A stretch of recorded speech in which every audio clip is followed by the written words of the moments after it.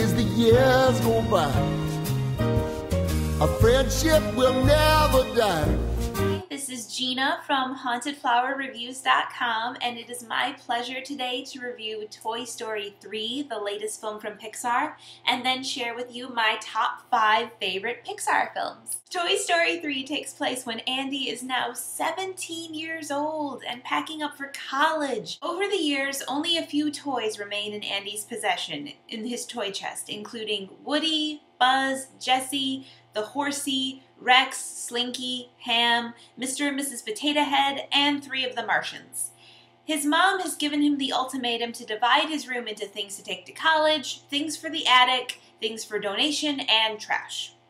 Toys that Andy intends to go in the attic are accidentally donated to the daycare center, including his little sister's Barbie doll. Woody wants all the toys to break out of there and go home.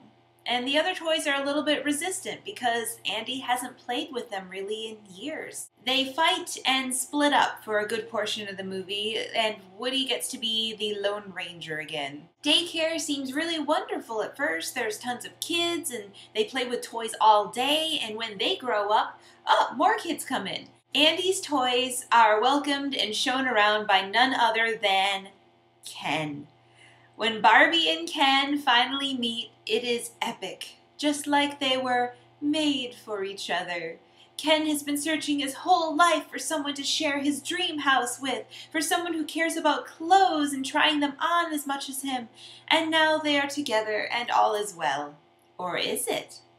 Things are not what they seem at the daycare, especially since it is under the rule of a large purple bear named Lotsa who smells like strawberries. The toys will undergo missions, including an elaborate, exciting escape plan.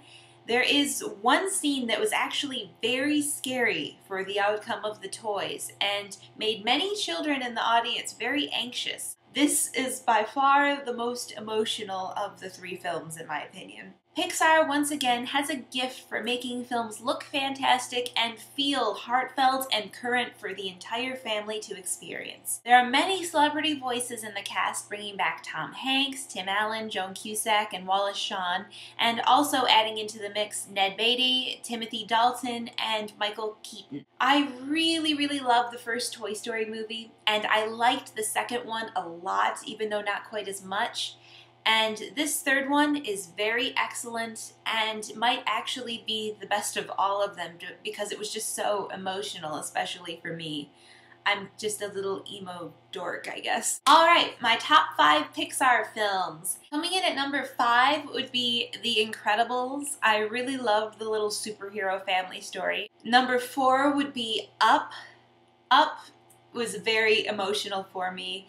The beginning of the movie serves as a short film all by itself, and it really did make me cry in the theater. Coming in at number 3 would be the first Toy Story movie. You can't knock what is now a classic story.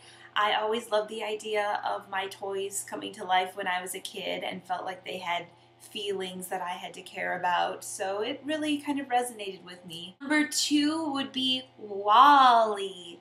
WALL-E, which I have the shirt on for today, oh, that movie is wonderful. I mean, it has a wonderful environmental message, obviously, but there's a love story. My favorite number 1 Pixar movie of all time would be Finding Nemo. Someone very near and dear to my heart was moving and to move.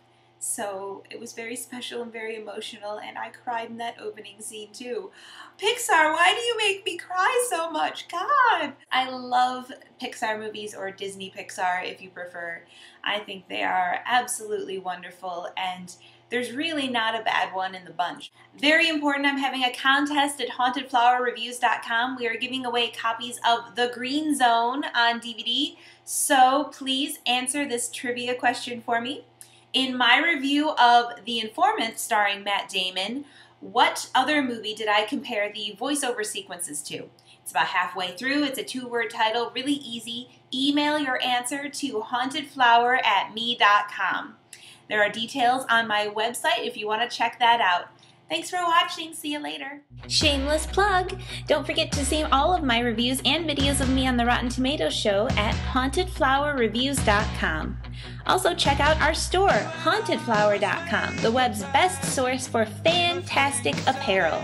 You can follow us on Twitter at haunted_flower or fan our Facebook page too. If you're local to the Indianapolis area, visit indiemojo.com for details on how you can win free screening passes. Just call my name.